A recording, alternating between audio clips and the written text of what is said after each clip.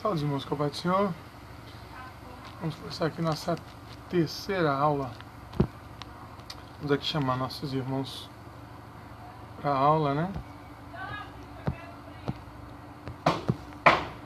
Nossa terceira aula hoje, bibliologia. Na primeira aula nós demos a introdução à teologia.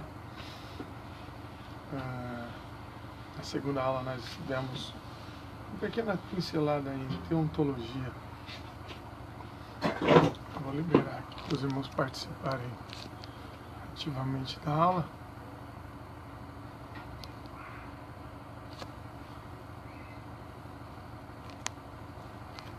Ok? Está liberado aí. Perguntas, fica à vontade. E vamos dar início aí aqui. Quem vos fala, como sempre, todas as noites, ou pelo menos quando não há um percalço, um imprevisto, seu amigo pastor Davi Mariano. E vamos começar a nossa terceira aula. Hoje nós vamos estudar bibliologia. Bom, enfim, bibliologia, como o nome já diz, é o estudo da Bíblia, né? A Bíblia nem sempre foi como nós conhecemos. Ela nem sempre foi dividida em capítulos e versículos. A Bíblia, ela teve a sua divisão de capítulos em 1250 depois de Cristo. Então, em 1250, ela teve sua divisão em capítulos. Depois, em 1445, veio a sua divisão em versículos. E aí sim veio a ser a Bíblia conhecida como é hoje, em capítulos e versículos, ficando assim mais fácil localizar textos. Porque imagina só os irmãos, para localizar, vamos pegar aqui um texto aleatório.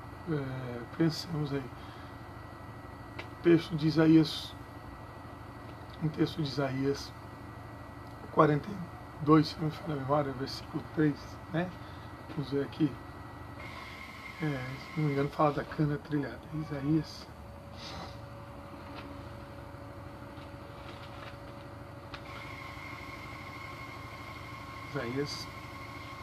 42:3. Imagina só como que eles achavam naquela época. Devia ser muito difícil. Creio eu, não sei como que era, mas creio eu que devia ser por páginas, né? Não tinha outra maneira. Olha lá, Isaías 42, versículo 3 diz: a cana trilhada não quebrará e nem apagará o pavio que fumega. Isaías 42, versículo 3. Imagina agora procurando esse texto sem ter a divisão de versículos e de capítulos. Eu acredito que, eu não sei, eu não tenho essa informação.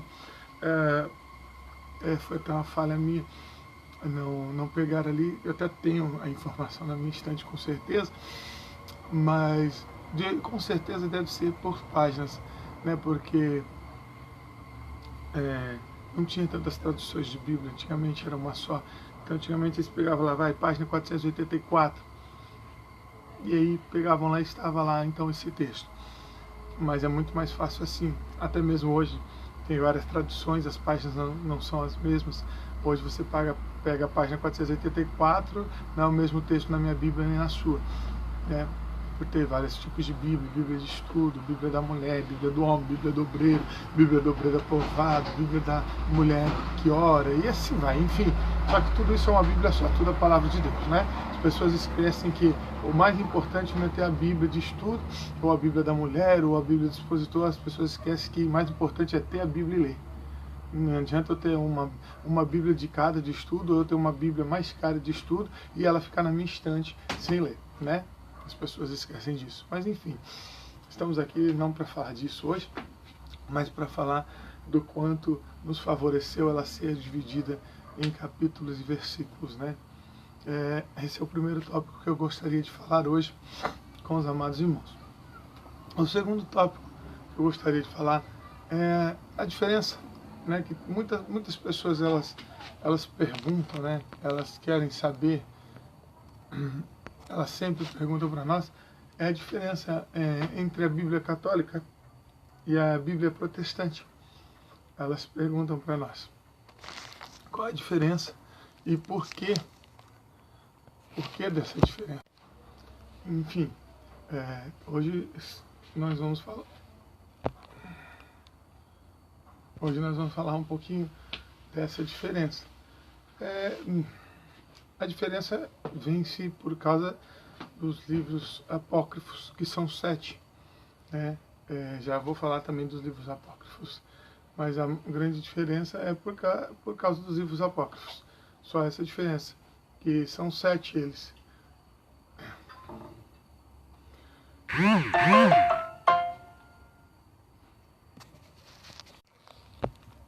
Falha técnica. Enfim, são por causa dos livros apócrifos e que são 7. São eles.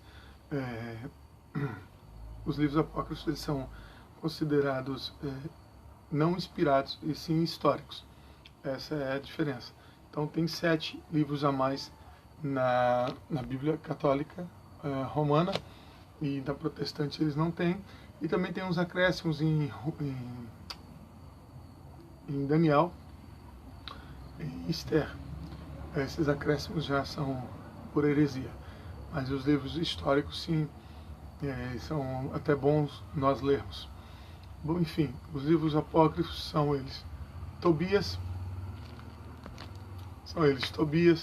Judite, Sabedoria de Salomão, Eclesiástico, Baruque, 1º e 2º Macabeus.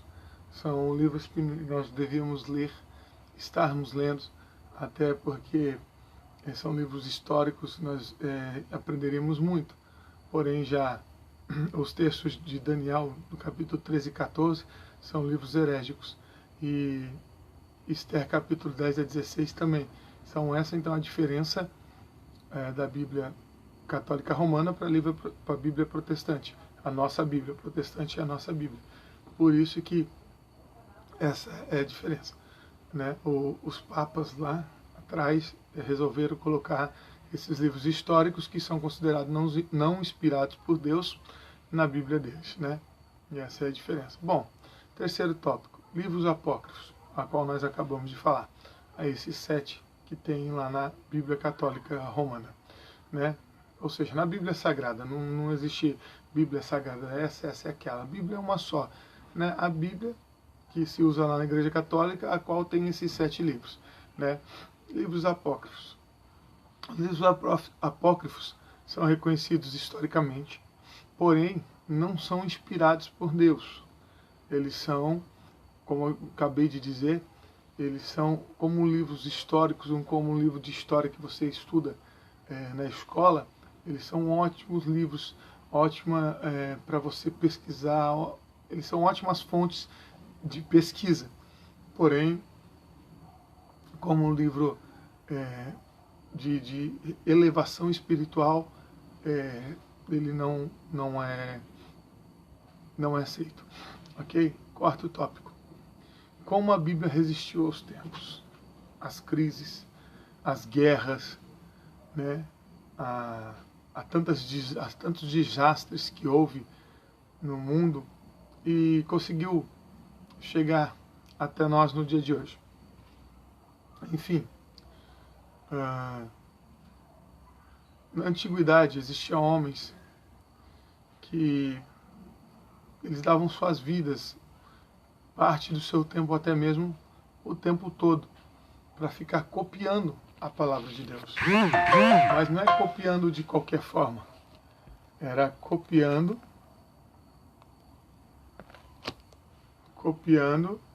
com temor e tremor a palavra do Senhor, porque, como nós sabemos, a palavra do Senhor fechada, ela é um livro comum, mas quando ela abre, ela é a própria boca de Deus falando. Então, quando eles abriam os pergaminhos, a Septuaginta, eles tremiam ao pegar uma pena, um tinteiro, e começar a escrever. Eles tremiam ao escrever aquelas palavras, porque eram as palavras do próprio Deus falando. E tamanho era o temor deles diante das palavras do Senhor, que quando eles erravam, não passavam errado como nós passamos hoje, não. Eles não passavam borracha como nós passamos hoje. Quando sai uma impressão errada na gráfica, eles não simplesmente jogavam fora e reciclavam, não.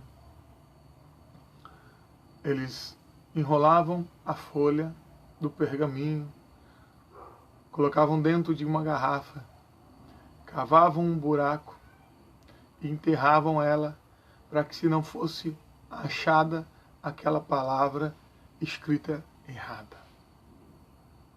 Eu me arrepio quando eu falo isso, porque muita gente não entende qual era a função disso. Muita gente não entende qual era a função deles enterrar a palavra escrita errada. Eita, propaganda da Coca-Cola. Enfim, brincadeira à parte. Era um temor tão grande que eles não podiam deixar a palavra de Deus escrita de maneira errada por aí. Portanto, se fosse uma palavra escrita errada, pois não sai uma sílaba sequer da boca de Deus sai errada. E se fosse uma frase errada da Bíblia, e eles deixassem solta por aí, podia disseminar uma doutrina errada. Olha o temor que esses homens tinham. Esses homens tinham um temor muito grande. É por isso que eles enrolavam, colocavam numa garrafa e enterravam.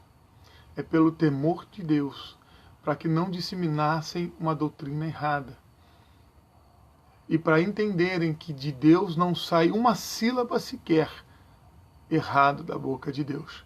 Porque se a Bíblia Sagrada é a boca de Deus falando, nada da boca de Deus sai errado. É uma coisa linda. É muito lindo de se entender. Está entendendo? Estou conseguindo compreender até aqui? É muito lindo de se compreender.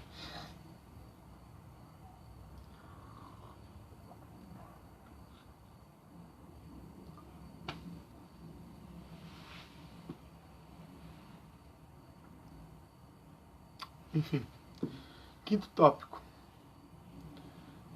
Muitos se perguntam e muitos até levantam a questão.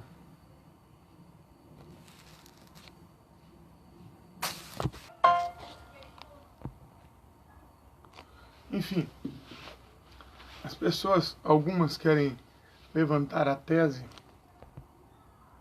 de que a Bíblia contém erros, de que na Bíblia há coisas erradas. Jamais, a Bíblia não contém erros. Então, o quinto tópico eu quero falar um pouquinho disso. Sendo a pergunta assim, o quinto tópico. A Bíblia contém erros? E eu quero responder da seguinte forma, da mesma jeito que pergunta, eu quero responder. Não. A Bíblia não contém erro algum. A inerrância da Bíblia traz algumas contradições. Desculpa que eu recebi uma mensagem. Não tem nada a ver. Perdão. A inerrância da Bíblia traz algumas contradições. Isso não quer dizer que há um erro, mas sim que há um livro humano. Será? Não. Porque muitas pessoas falam assim, tem contradições na Bíblia. Então quer dizer que é um livro humano. Não, não é isso também. Deixa eu explicar melhor.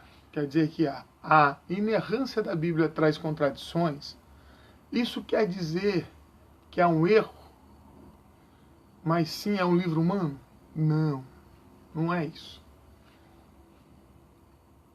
são pessoas que trazem reinterpretações de aspectos culturais diferentes e até mesmo dentro da psicologia. Entenderam? Não é a Bíblia que está errada. Não é a Bíblia que é errada.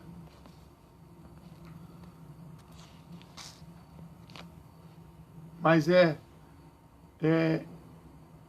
aspectos culturais, interpretações dentro até mesmo da psicologia, que traz controvérsias e pessoas acabam se confundindo e dizendo assim, olha, a Bíblia traz contradições. A Bíblia não traz contradição alguma. Se você pega, por exemplo, o Antigo Testamento, dizendo algo, você vai ver esse algo dizendo lá no Novo Testamento. Não tem uma linha tênue que gera uma contradição. Você vê, por exemplo, os 10 mandamentos, você vê, por exemplo, as pessoas achando que o Senhor Jesus, ele aboliu, ou que se não precisa cumprir. Bom, eu não vou entrar aqui nessa questão. Então as pessoas dizem assim, olha, o Senhor Jesus, ele era contra e tal e tal, tal. Gente, vamos estudar um pouquinho a Bíblia. Sabe? Porque o Senhor Jesus, ele diz assim, ó, que o novo mandamento eu vos dou. Que ame a teu próximo como a ti mesmo. Que ame seu Deus, ama seu Deus sobre todas as coisas, e o teu próximo como a ti mesmo. Porque se eu amo o meu próximo como a mim mesmo, eu não vou. Se eu amo meu Deus, eu não vou. Perdão. Se eu amo meu Deus acima de todas as coisas, eu não vou ter outros deuses. Eu não vou. Tá entendendo? E se eu amo meu próximo, eu não vou cobiçar a mulher dele. Você tá entendendo? Então não existe contradição na Bíblia. E entre outros assuntos que as pessoas querem gerar contradições na Bíblia, e até geram doutrinas dentro dela, falsas doutrinas, e se você for ver, não tem contradição alguma. São pessoas que reinterpretam a Bíblia ao seu bel prazer. Até mesmo dentro de sua igreja você vai ver isso. Então, nós temos que tomar cuidado até mesmo com interpretações próprias, que isso não existe, porque na primeira aula, pela misericórdia de Deus, nós até falamos de como estudar a Bíblia, como ler a Bíblia, orando e depois lendo, porque quem dá a interpretação é o Espírito Santo. Não é a psicologia que dá a interpretação e não é eu que interpreto, é o Espírito Santo que interpreta. Então nós estamos cheios de pessoas aí querendo interpretar a Bíblia de uma nova maneira. Tem pessoas que nós interpretamos a Bíblia por misericórdia de Deus, segundo o Espírito Santo, e ela não aceita e diz assim, mas ao meu ver, ao meu ponto de vista, mas não existe o meu ponto de vista na Bíblia. Não existe o ponto de vista dela na Bíblia. Existe a interpretação do Espírito Santo. E é só isso. É simples. O Espírito Santo interpreta a Bíblia e a Bíblia interpreta ela mesma. Porque quando nós estamos com dificuldade de interpretar a Bíblia, um versículo que seja, nós pegamos e lemos 10 versículos acima e 10 abaixo, nós vamos entender aquele versículo que nós lemos ali. Não vou entrar nisso agora, né? Porque nós não vamos entrar aqui em exegese, etc. E tal. Mais para frente nós até entramos. Até porque isso aqui é o básico. Entendeu? Mas é isso. Ou seja, a Bíblia não contém erros, não contém contradições. Quem contém contradições é o ser humano. O ser humano contém erros. O ser humano contém contradições. A Bíblia não. Vamos lá. O que mais acontece? O que acontece muito hoje, muito, demais. Hoje acontece muito. Nós vemos aí em quase 100% das igrejas acontecendo. Diversas interpretações da Bíblia, muitas. E a interpretação real, a interpretação do Espírito Santo, né? Ela vai ficando de lado. Ela vai ficando, deixando de lado, vai ficando para lá, né? Nós vemos muito isso, em mais de 90%, em quase 100% das igrejas. Né? Isso eu não... 99% das igrejas hoje em dia nós vemos isso. Porque nós vemos que hoje em dia as pessoas querem ver, não é pregar a palavra, mas sim um movimento. Mas a palavra de Deus diz que é a palavra que traz o movimento. Então as coisas se inverteram. As coisas se inverteram. Então nós vemos isso acontecendo demais nas igrejas. A real interpretação, que é a interpretação do Espírito Santo, ela vai ficando de lado. Com isso, acontece uma coisa que dói muito no coração dos pastores, no coração dos evangelistas, daquele que estão à frente do trabalho, dos presbíteros. As pessoas, elas vão formando grupos, aquelas chamadas na antiga de panelinhas. Né? As pessoas vão formando grupos dentro da igreja de acordo com o seu gosto. De acordo com o seu gosto, mas hoje em dia não é do seu gosto assim, eu vou ficar naquele grupo porque aquele grupo se veste bem, aquele que canta bem, aquele não. Ela vai formando grupo de acordo com o gosto da interpretação bíblica. Ela vai formando grupo de acordo com o gosto da sua interpretação bíblica. Olha que coisa feia. Ao que ponto chegamos hoje em dia na igreja? A pessoa chega ao ponto de, na igreja, ela ficar com pessoas que interpretam a Bíblia do gosto dela. Se tem pessoas que interpretam a Bíblia de maneira que o Espírito Santo, que deixe o Espírito Santo interpretar da maneira correta, em que a palavra de Deus diz que serve para corrigir, para redarguir, e etc, etc, etc, ela não fica com aquele grupo, porque ela gosta do grupo do reteté, não tem nada contra, também gosta. Mas é como eu disse, a palavra de Deus diz que quem traz o movimento é a palavra. Então, para ter um movimento tem que ter a palavra. Não adianta vir com movimento sem palavra. Tem que ter palavra primeiro para depois ter o movimento. Então as pessoas começam a formar grupo, diz, olha, aquele grupo ali, ele interpreta a palavra de acordo, dizendo que a Bíblia, ela quer que sejamos prósperos. Aí então eu vou para esse grupo, porque esse grupo, ele lê a Bíblia de acordo com o que eu gosto. Aquele grupo ali, ele interpreta a Bíblia dizendo que Jesus, ele é amor, ele perdoa qualquer tipo de pecado, até mesmo aquele que a gente pensa em fazer, etc, etc, etc. Você não precisa sair da vida de pecado, porque Jesus já morreu na cruz do Calvário, então todo e qualquer pecado já está... então eu vou para aquele grupo, porque eu não quero sair da vida de pecado, eu vou para aquele grupo. Olha que ponto que nós chegamos. Perdoe, irmãos. Olha que ponto que nós chegamos. Chegamos a esse ponto. Aí tem outro grupo que diz, olha, eu não gosto muito de ler Bíblia, então tem aquele grupo que pega versículos isolados e interpreta ao seu bel prazer, então eu vou para aquele grupo. Estamos assim hoje em dia. Estamos vivendo momentos, estamos vivendo realmente os últimos dias em que a Bíblia diz que amontoariam-se doutores segundo as próprias concupiscências. E que faria segundo... os últimos dias. E, infelizmente, nossos olhos estão vendo isso. Infelizmente, nossos olhos estão vendo isso. Enfim, eu me empolgo um pouco quando eu falo disso, porque eu glorifico a Deus. Eu glorifico a Deus porque, ainda que seja pequeno, mas tem aquele grupo, que ele ora antes de ler a Bíblia, e ele lê a Bíblia, mas deixa que o Espírito Santo interpreta.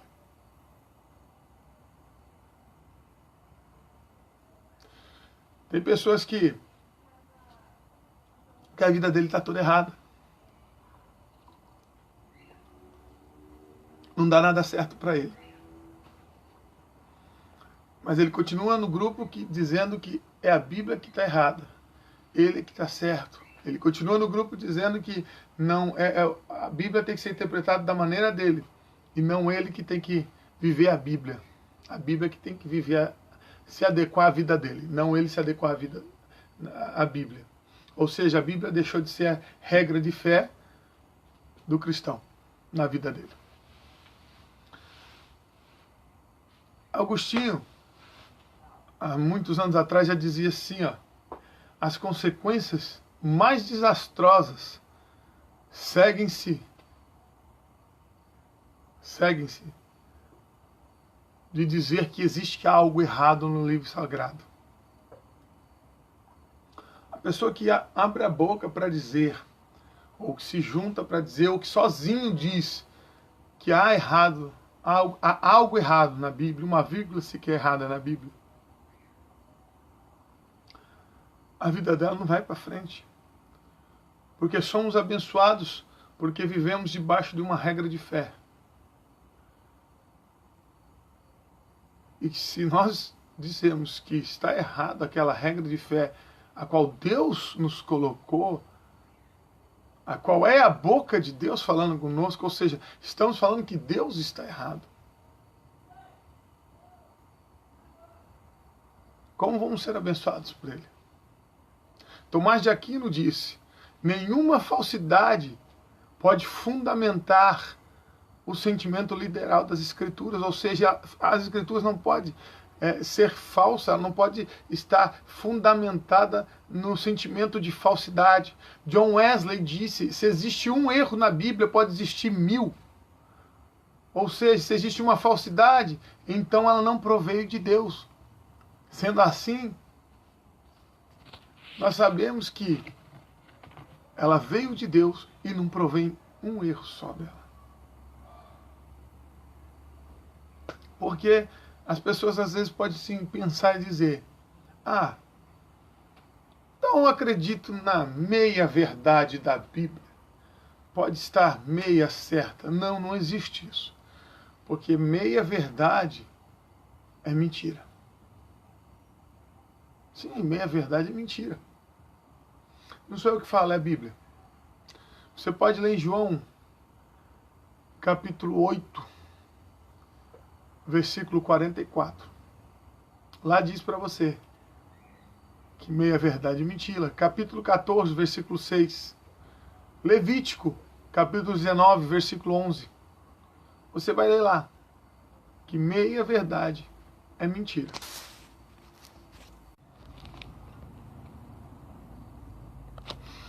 Então nós entendemos que meia verdade é mentira. Não tem como a Bíblia ser. Então nós entendemos que meia verdade é mentira. Não tem como a Bíblia ser meia verdade. Porque se ela fosse meia verdade, seria ela então toda mentirosa. Não tem como. Enfim, a Bíblia nos foi dada por revelação. Jesus não é uma revelação da Bíblia. Ele é a revelação. Ele é o ápice da revelação. Temos também em Lucas, capítulo 24, versículo 45. Lucas, né? Capítulo 24, versículo 45, nós vemos também ali Lucas dizendo que não está sendo inspirado. 2 Pedro, capítulo 1, versículo 21. 1 Coríntios, capítulo 2, versículo 13. São textos que dizem que não estão sendo inspirados por Deus, porém são considerados inspirados. Então, a doutrina da inspiração, ela diz que toda a Bíblia, toda, foi inspirada por Deus. Até mesmo quando os próprios autores, os próprios escritores diziam que não estavam sendo inspirados por Deus. Até mesmo quando os próprios autores estavam escrevendo e diziam que não estavam sendo inspirados por Deus, eles estavam sendo inspirados por Deus. É essa a doutrina da inspiração, é isso que diz a doutrina da inspiração. Ok? Alguma pergunta da aula de hoje? Podemos continuar? A aula de hoje é bibliologia. Podemos estar continuando. Então vamos continuar aqui. Tópico 9. Tópico 9. O seguinte, a Bíblia é composta, ou seja, ela é escrita da seguinte forma, diretamente de Deus, né? Deuteronômios, ali, etc. No capítulo 9, versículo 10, vocês podem ver isso. De maneira profética, de maneira pesquisada. Maneira pesquisada, vocês podem ver ali Lucas, que não conviveu com Cristo, escreveu o Evangelho. Coisa linda, né? Ele pesquisou muito, né? Então Lucas pesquisou muito ali, né? Enfim, pesquisados, proféticos, históricos, os nossos livros históricos ali, né? E, entre outros. Se alguém lhe disser que nem tudo que está na Bíblia é verdade, o que você vai responder?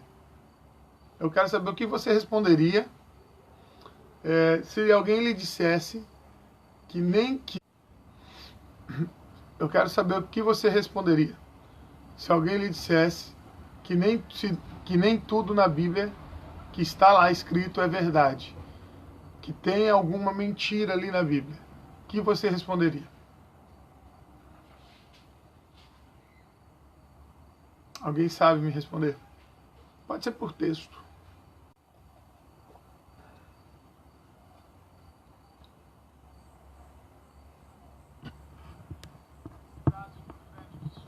Alguém sabe me responder? Se alguém lhe dissesse que nem tudo que está na Bíblia é verdade, o que você responderia para essa pessoa?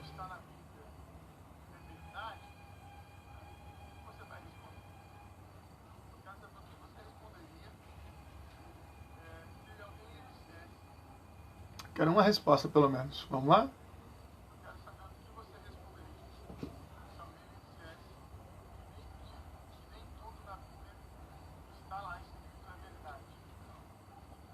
Ninguém?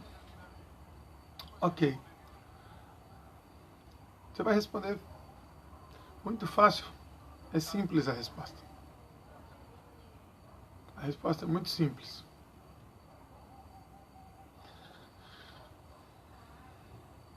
Enfim, já que ninguém se prontificou, você vai responder da seguinte forma.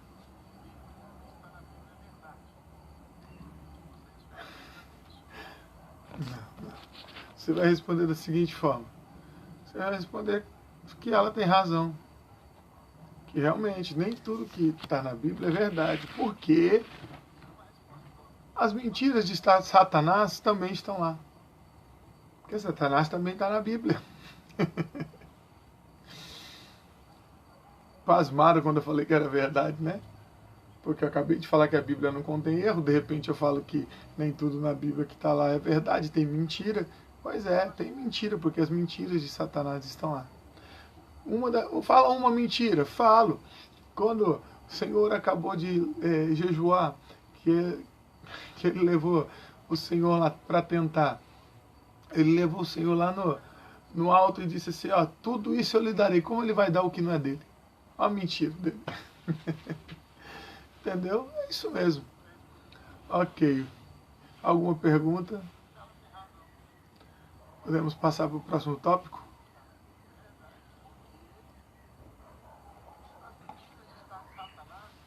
Ok.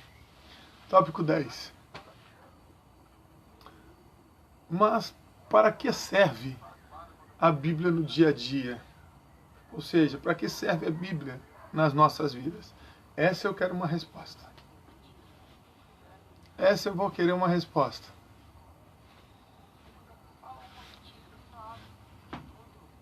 Quero uma resposta dessa.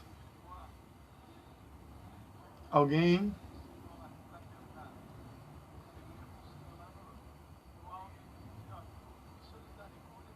A Bíblia no nosso dia a dia, em nossa vida, para que serve? Vamos lá, meus queridos alunos de teologia.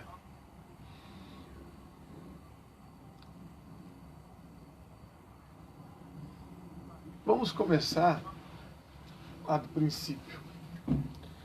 Vamos começar dizendo, ou explicando melhor, né? Falando o que é Bíblia, né? Bíblia ou seja, canon, que significa regra ou padrão.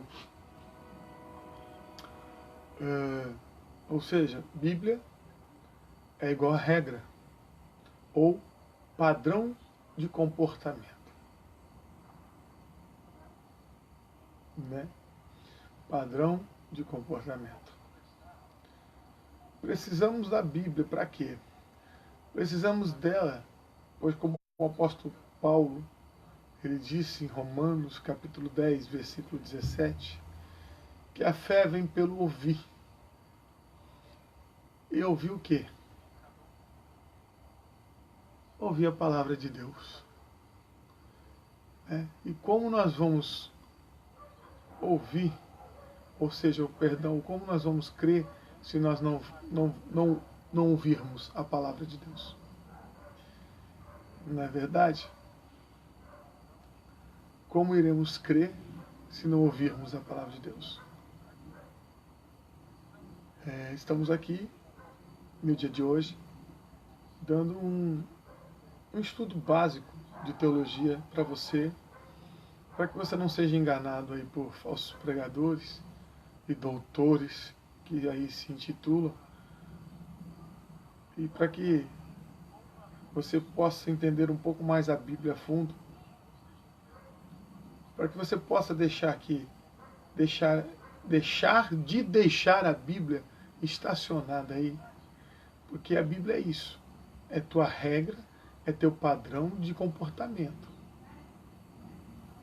A Bíblia não é para ficar aí guardada, é para você abrir, ler, entender e viver ela, viver a palavra.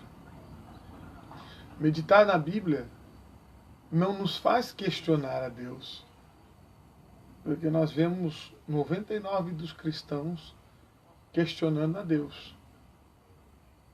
E aí nós entendemos que então 99% dos cristãos não lê Bíblia. Porque quando os cristãos lêem Bíblia, eles não questionam a Deus. Mas quando eles lêem Bíblia, eles compreendem Deus e a vontade de Deus. Quando nós compreendemos Deus e a vontade de Deus, nós não questionamos mais a Deus. É igual quando nós somos crianças. Quando nós somos crianças, nós muitas das vezes queremos questionar nossos pais, porque nós não compreendemos nossos pais nem a vontade de nossos pais para as nossas vidas. Quando nós conseguimos entender e compreender, nós paramos de questioná-los. Não é assim? É a mesma coisa com Deus. Tem um manual de comportamento na nossa mão, para que nós possamos ler, compreender e entender, para que nós não paremos de questionar a Deus. Não é verdade? Tá tudo bem até aqui? Alguma pergunta? Ok. Vamos lá. Muitas pessoas ficam perguntando e pedindo para que nós para nós provarmos dentro da Bíblia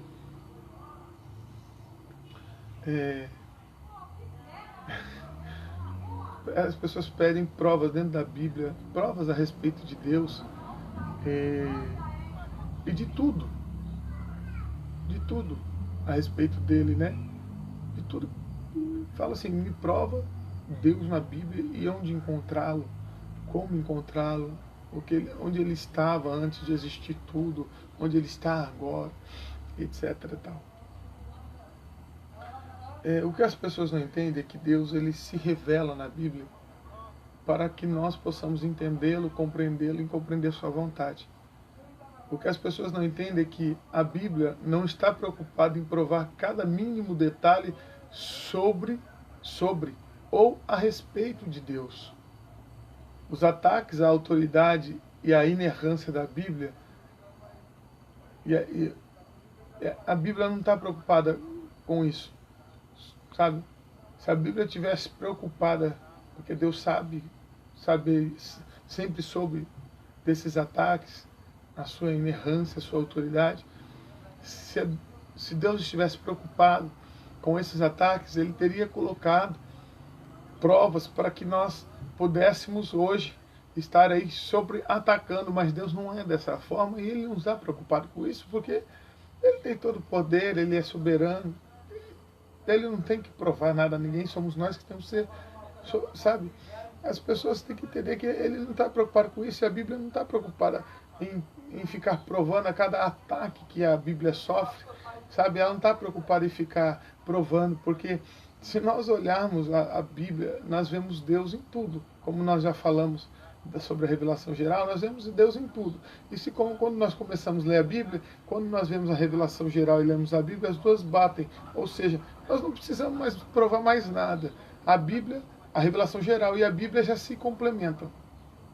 Ou seja, por isso que a Bíblia não está preocupada em ficar se defendendo de cada ataque que um homem ateu, ou um ator, como a gente diz, né, ele faz sobre a autoridade da Bíblia e sobre a sua inerrância.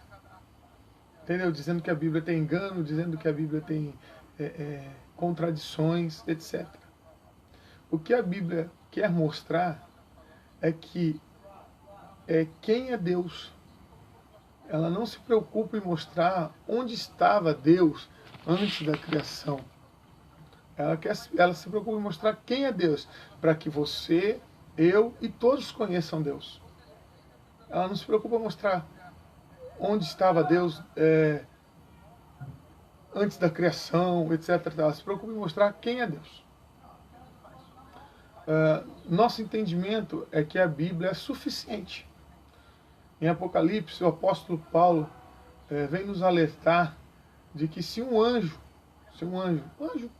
a gente vai chegar lá em angiologia também, mas todos nós, ninguém é leigo, mas sabemos, se um anjo vier nos trazer outra revelação, que não seja essa aqui, que nós sejamos anátema, que nós não aceitéssemos. Como outros por aí já aceitaram aí uma suposta revelação. Isso dá vantagem. Quando o apóstolo Paulo traz essa revelação da parte de Deus para nós, isso nos dá vantagem para discernir o que é de Deus e o que não é. Por exemplo,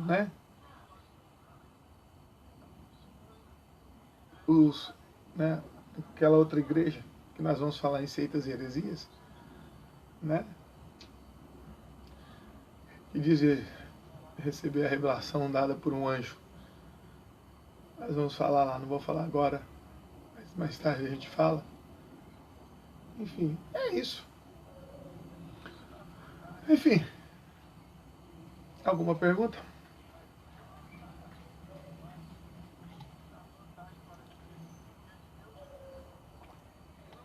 Alguma pergunta? Não?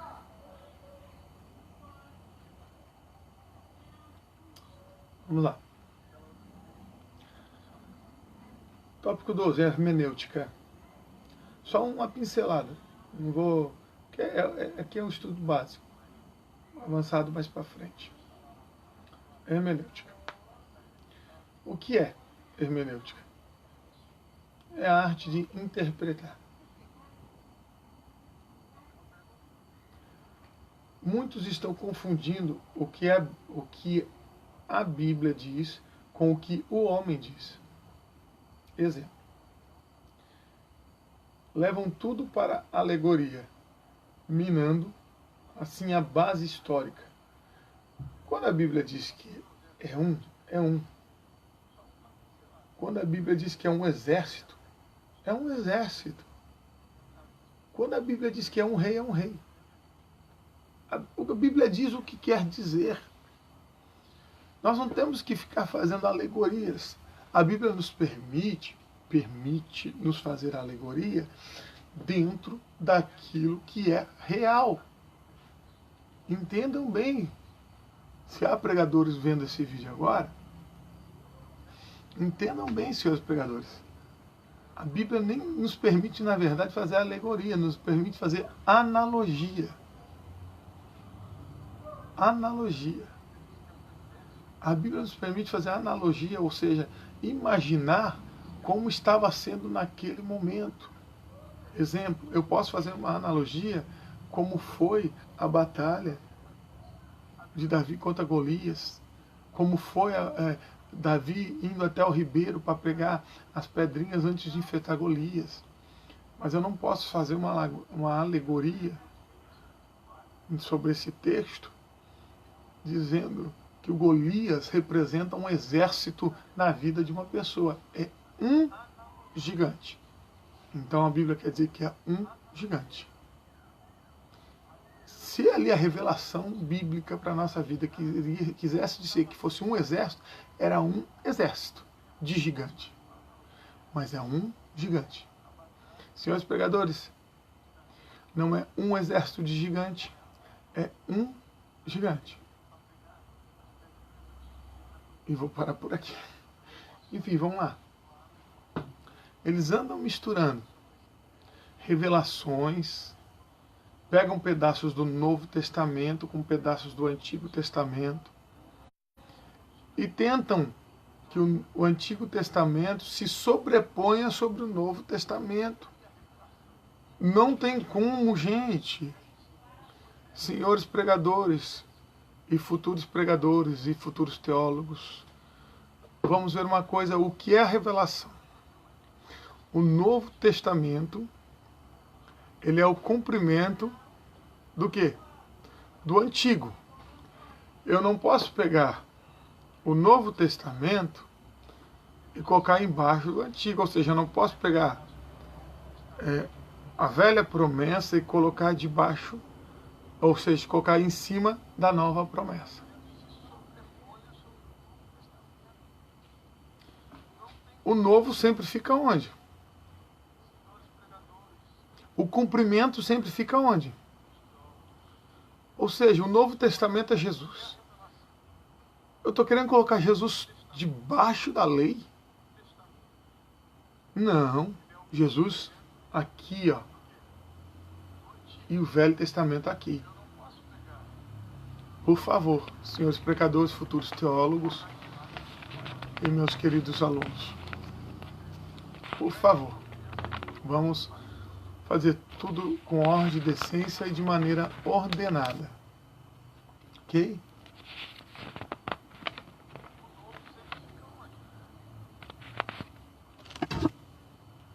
Alguma pergunta?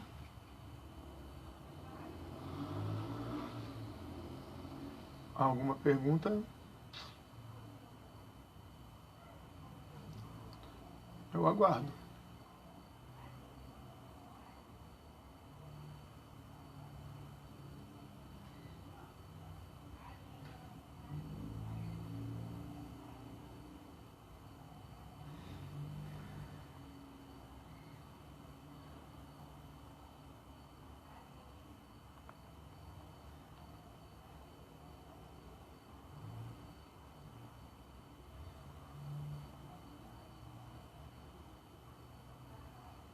Não? Nenhuma?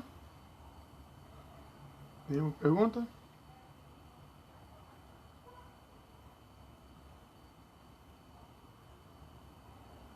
Estou dando aqui uma olhada na próxima matéria. A próxima matéria é muito boa, mas eu já falo sobre ela já. Vamos terminar aqui a aula. E eu já falo sobre ela. Enfim.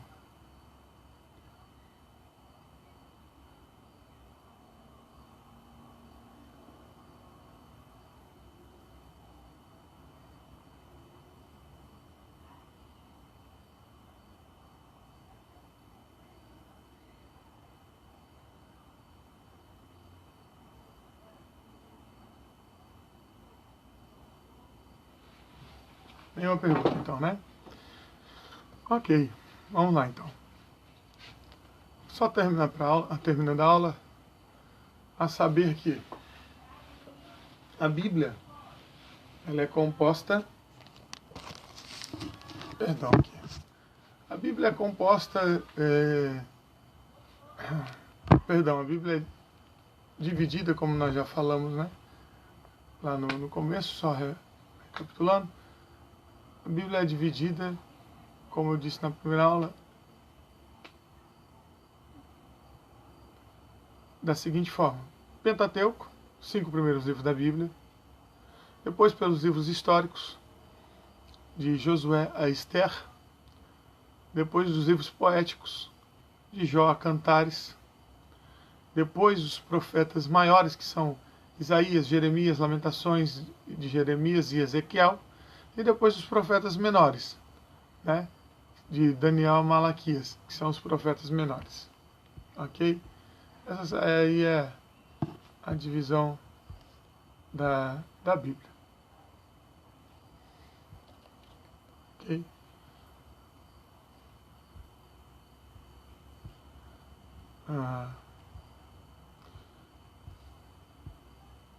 Eu acho muito interessante, e eu quero passar aqui para os irmãos algo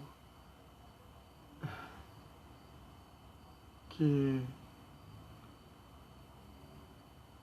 o Novo Testamento ele está dividido da seguinte forma. Isso é muito interessante. O Novo Testamento está dividido da seguinte forma: primeiro biografia, depois história, depois doutrina e depois profecia. Quando nós lemos o Novo Testamento, então nós lemos primeiro lá biografia, depois história, depois doutrina, depois a profecia. Nós vemos a palavra, hoje nós falamos a palavra Bíblia com muita facilidade. É o nome que nós conhecemos ela, né, como já lemos. Mas a palavra Bíblia ela foi aplicada às Sagradas Escrituras por João Crisóstomos, patriarca de Alexandria.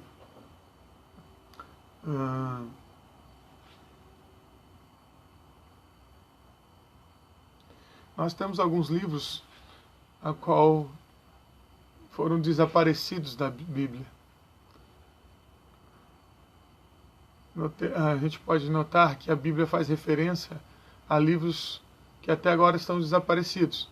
Por exemplo, lá em Números, capítulo 21, versículo 14, em Josué, capítulo 10, versículo 13, 2 Samuel, capítulo 1, versículo 18, em 1 Reis, capítulo 11, versículo 41, nós vamos ver que a Bíblia faz ali menção a livros que não tem na Bíblia.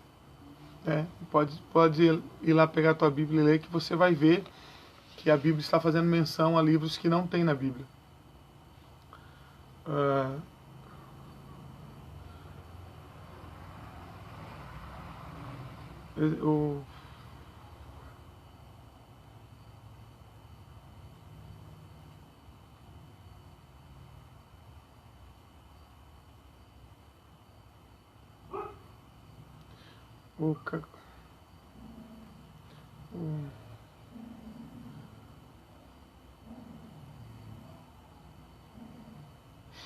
Eu quero só falar aqui um pouquinho da tradução da Bíblia para vocês. A tradução da Bíblia, a Septuaginta, essa tradução a qual dizem que já existia no tempo de Jesus, falam que foi essa que Jesus usou. Foi a primeira tradução. É a tradução feita do hebraico para o grego. Compreende só o Antigo Testamento. Foi a Bíblia que Jesus e seus apóstolos usaram. A mais antiga cópia da Septuaginta está na Biblioteca do Vaticano, local da tradução Egito, tempo 285 a.C. Depois da Septuaginta vem a Vulgata. A Vulgata é a tradução da Bíblia, toda do hebraico para o latim, feita por Jerônimo, lá na Palestina, em 405 d.C. Depois dessa, vem a versão do rei Tiago, lá na Inglaterra, em 1611 d.C. Depois vem as traduções da Bíblia em português. A primeira foi a tradução do pastor João Ferreira de Almeida, em Portugal, em 1691. Ele veio a falecer fazendo a tradução. Ele foi até o livro de Ezequiel. Aí um grupo de pastores terminou a tradução e veio a ser publicado em 1753. Tem outras traduções aqui eu vou deixar aí um link na descrição aí do vídeo, vocês entram no grupo Teologia, lá nós estamos um pouquinho mais avançados, já estamos lá em Seitas e Heresias. Ok?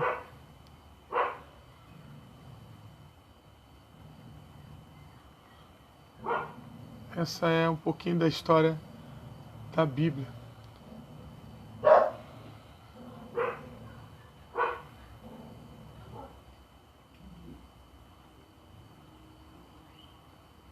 O cânon do Novo Testamento, ele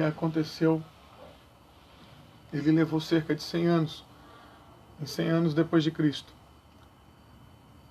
Em 100 depois de Cristo, com todos os livros estavam, 100 anos depois, foi rápido para escrever o Novo Testamento. O Antigo Testamento foi muito mais demorado para se escrever. O Novo Testamento, com 100 anos depois da morte de Cristo, já estava escrito todos os livros. Então deu-se o cânon do Novo Testamento. A ordem dos 27 livros, como atualmente nós conhecemos, ela vem da Vulgata, da tradução da Vulgata que eu acabei de ler para os irmãos. Ela não leva em conta a cronologia, né? A Vulgata é a forma latina abreviada do edito, né? Da tradução da leitura do ditado popular, né? Então ela não leva em conta a ordem cronológica.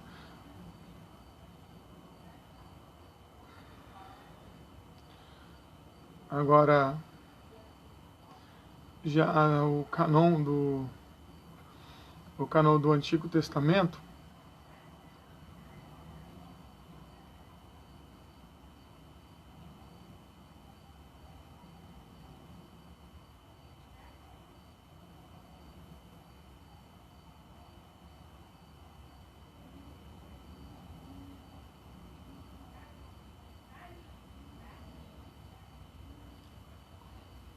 o cânon do Antigo Testamento, ele foi feito, como os irmãos viram, um pouco antes de Cristo nascer, quando fosse traduzido a Septuaginta.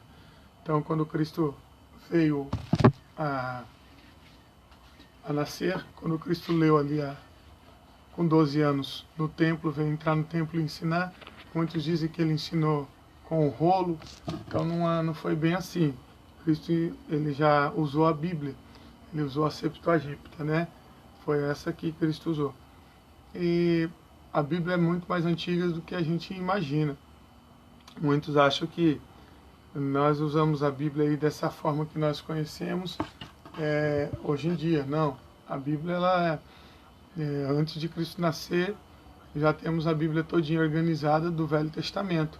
Como os irmãos viram, a Septuaginta já está prontinha do Velho Testamento e Cristo já usou ela. Quando Cristo estudou ali na sinagoga sobre o tema de Isaías, e que ficaram maravilhados com ele, que ele ganhou o direito de comentar as Escrituras com 12 anos de idade, ele falou com a Bíblia Septuaginta, né? Então nós vemos que muitas pessoas aí, por falta de informação, elas falam ali que o Senhor Jesus pegou um rolo de papiro, etc. Então, enfim, pode até ter sido no papiro, mas foi a tradução da Septuaginta. É o que nós defendemos na teologia, é isso. É que as pessoas elas invencionam muito, e a teologia ela abre um leque para você ver, né? Mas é isso, enfim. Hoje a aula de bibliologia chega ao nosso fim, né? Aqui é o seu amigo pastor Davi Mariano. Amanhã vamos voltar com angiologia. Vou deixar aí o link do grupo para você que quiser aderir ali ao grupo de teologia. Já estamos lá em Seitas e Heresias no grupo. Também o link do YouTube, do canal. Aqui Se você quiser também deixar seu número de telefone aí embaixo para que a gente possa adicionar. E estamos aí, tá? Aqui, seu amigo Davi Mariano, perdão, seu pastor, sim, seu amigo também, Davi Mariano, com o estudo, não é um curso não, é um estudo básico de teologia. Fique na paz do Senhor, tenha uma boa noite, uma noite de sono reparador, que Deus abençoe, te dê paz e graça, e que possa a cada dia estar caminhando com mais fé, com mais vigor, com mais amor no coração, que Ele possa abrir os seus caminhos, abranger os seus caminhos, sua mente, que você possa estar aprendendo a cada dia mais e mais, e que as suas dúvidas sejam tiradas pelo Senhor, e o que pudermos, estamos aqui também para que você possa também perguntar para nós, ok? Fique na paz do Senhor.